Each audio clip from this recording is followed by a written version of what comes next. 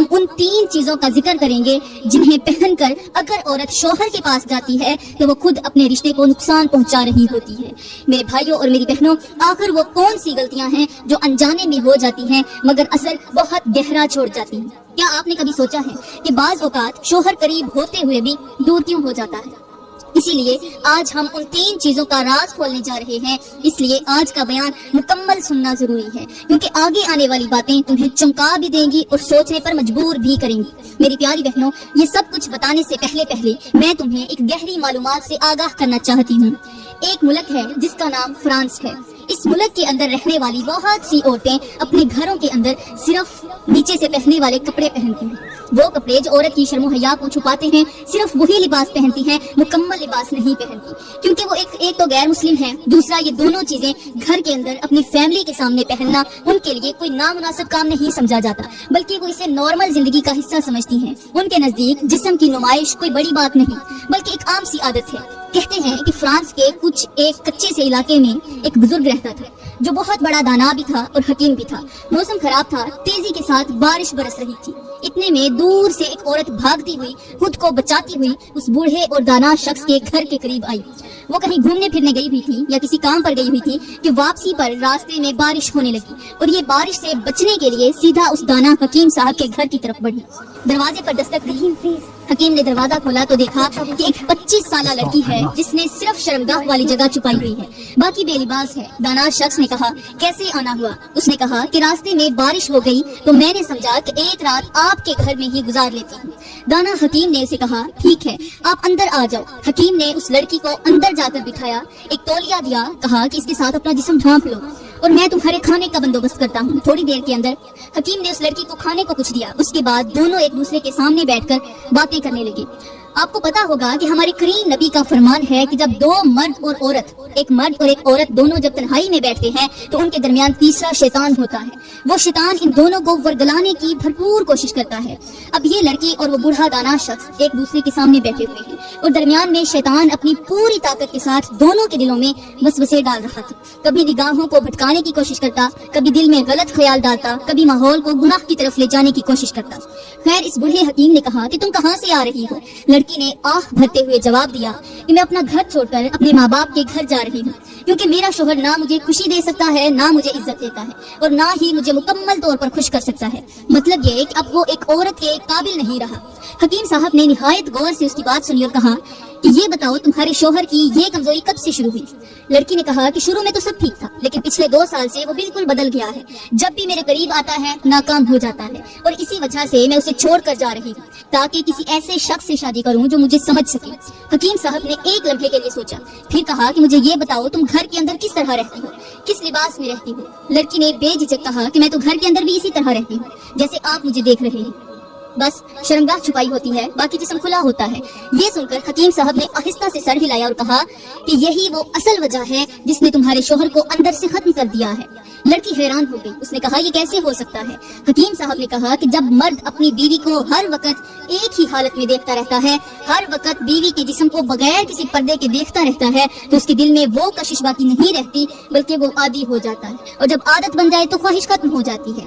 پھر حکیم صاحب نے نہایت حکمت سے کہا کہ مرد کے اندر جو جذبہ ہوتا ہے وہ نیا پن مانگتا ہے، وہ چاہتا ہے کہ ہر بار ایک نیا احساس ہو، ایک نیا انداز ہو، لیکن جب تم نے اسے ہر وقت ایک ہی منظر دکھایا تو اس کے دل نے تمہیں عام سمجھ لیا، اور جب دل کسی چیز کو عام سمجھ لے تو پھر اس میں نہ وہ شوق رہتا ہے اور نہ وہ طاقت رہتی ہے۔ اگر تم ایک بار پھر سے اپنے شوہر کو طاقت دینا چاہتی ہو، ایک بار پھر اسے موقع دینا چاہتی ہو کہ وہ دوبارہ مضبوط مرد بن کر تمہارے سامنے آئے، تو آج سے تم سر سے لے کر پیروں تک اپنے پورے جسم کو ڈھانپ کر رکھو گی، اپنے وقار کو سنبھالو گی اور ہر وقت خود کو ننگا ظاہر نہیں کرو گی۔ حکیم نرمی مگر گہرائی کے ساتھ سمجھایا۔ حکیم صاحب نے کہا کہ جو عورت ہر وقت اپنے شوہر کے ساتھ سوتی ہے اور ہر لمحہ خود کو ظاہر رکھتی ہے، وہ انجانے میں شوہر کی خواہش کو کم کر دیتی ہے، اس کے اندر کا جذبہ ٹھنڈا پڑ جاتا ہے۔ اس لیے اگر تم واقعی اس کی طاقت کو واپس لانا چاہتی ہو، اسے اس کمزوری سے نکالنا چاہتی ہو، تو کچھ دن اس سے فاصلہ رکھو، اس کے بستر سے الگ رہو۔ حکیم کی یہ گہری باتیں سن کر وہ عورت خاموش ہو گئی۔ وہ سوچنے لگی کہ واقعی یہ بزرگ سچ کہہ رہا ہے، شاید میری ہی عادتوں نے میرے شوہر کو کمزور کر دیا ہے۔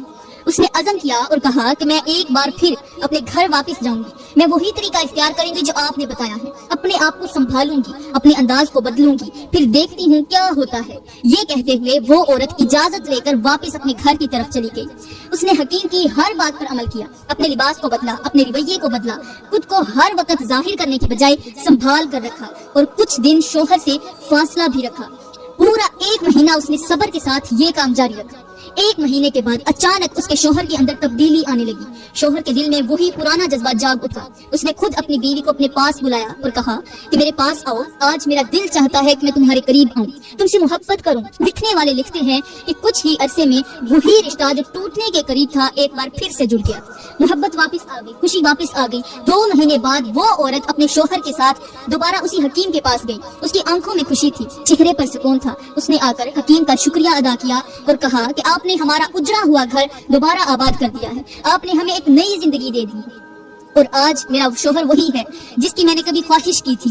اس وقت اس حکیم دانا نے نہایت سنجیدگی اور گہرائی کے ساتھ کہا کہ اگر تم چاہتے ہو کہ تمہاری مردانگی 70 سال تک قائم رہے، تمہاری طاقت کمزور نہ ہو، تمہارا دل مضبوط رہے، تو پھر تمہیں اپنے آپ پر قابو رکھنا ہوگا، اپنی آنکھوں کی حفاظت کرنی ہوگی اور ہر اس چیز سے بچنا ہوگا جو تمہارے دل اور دماغ کو کمزور کر دے۔ پھر حکیم نے ایک اور گہری بات کہی کہ اپنی بیوی کا جسم بھی صرف اسی وقت دیکھو جب تم اس کے قریب جانا چاہو، اس کے علاوہ ہر وقت دیکھنا، ہر لمحے دیکھتے رہنا، یہ بھی دل کو عادی بنا دیتا ہے اور عادت خواہش کو ختم کر دیتی ہے، اور جب خواہش ختم ہو جائے تو مرد کی اصل طاقت بھی آہستہ آہستہ ختم ہونے لگتی ہے۔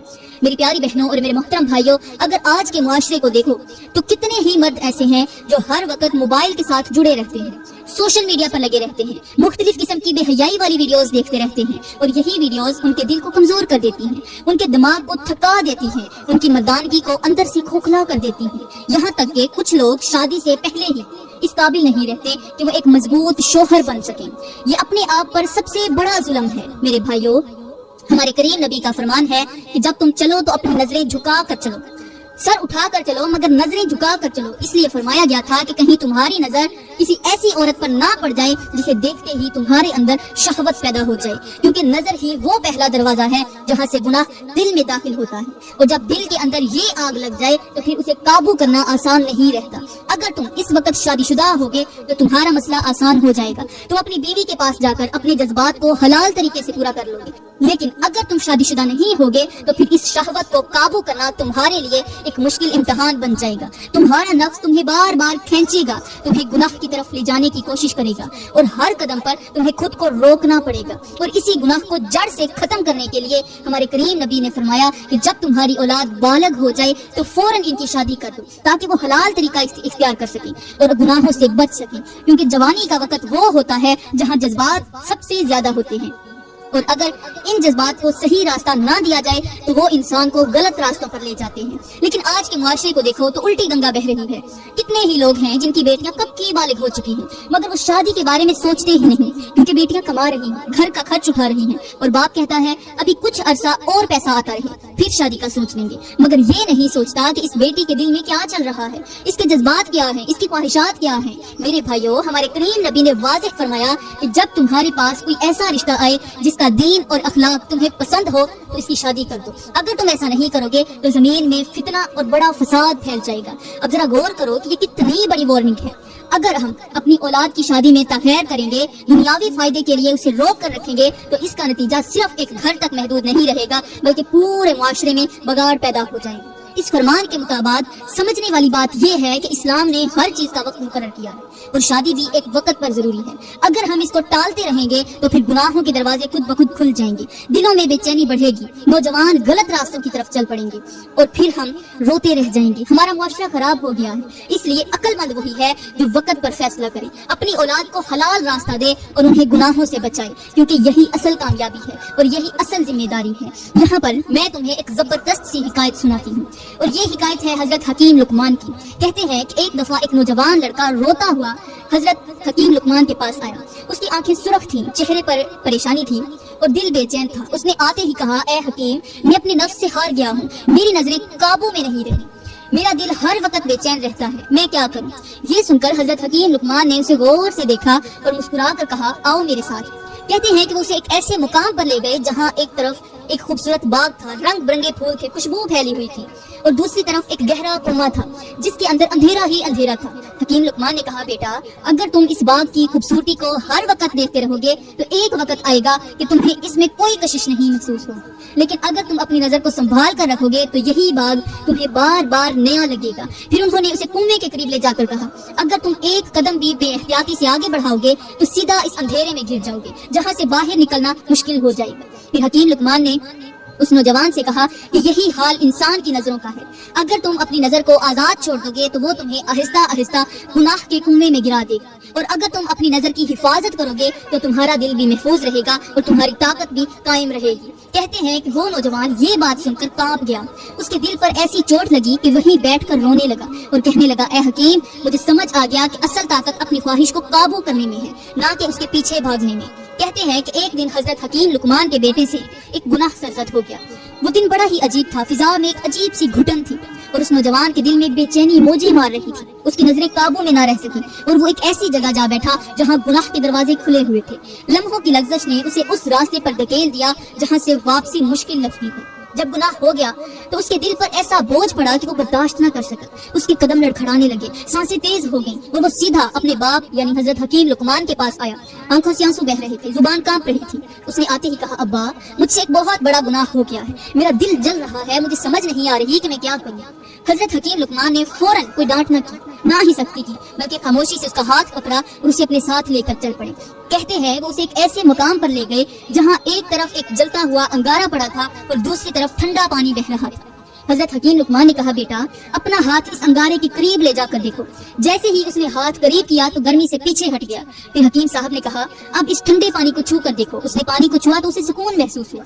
پھر حضرت حکیم لقمان نے نہایت گہرے انداز میں کہا بیٹا گناہ بھی اسی جلتے ہوئے انگارے کی طرح ہوتا ہے، جب انسان اس کے قریب جاتا ہے تو شروع میں مزہ محسوس ہوتا ہے، لیکن جیسے ہی اس کے اثرات دل پر پڑتے ہیں تو وہی چیز جلانے لگتی ہے، اور نیکی اس ٹھنڈے پانی کی طرح ہے، شروع میں نفس کو مشکل لگتی ہے مگر آخر میں سکون دیتی ہے۔ یہ سن کر وہ نوجوان زاروں کو تار رونے لگا، اس کے دل میں ایک ایسی چوٹ لگی کہ وہیں بیٹھ گیا اور کہنے لگا ابا آج مجھے سمجھ آ گئی کہ میں نے خود کو آگ میں جھونک دیا۔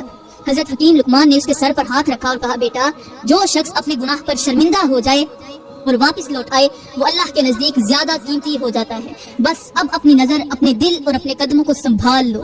کہتے ہیں کہ اس دن کے بعد وہ نوجوان ایسا بدلا کہ لوگ اس کی مثالیں دینے لگے، اور یہی وہ سبق ہے جو ہر انسان کو ضرور سمجھنا چاہیے کہ ایک لمحے کی لغزش پوری زندگی جلا سکتی ہے اور ایک سچی توبہ پوری زندگی کو سنوار سکتی ہے۔ تو میری پیاری بہنوں اور میرے محترم بھائیوں میں دعا کرتی ہوں کہ اللہ تعالی ہمیں اچھی نصیحتوں پر عمل کرنے کی توفیق عطا فرمائے۔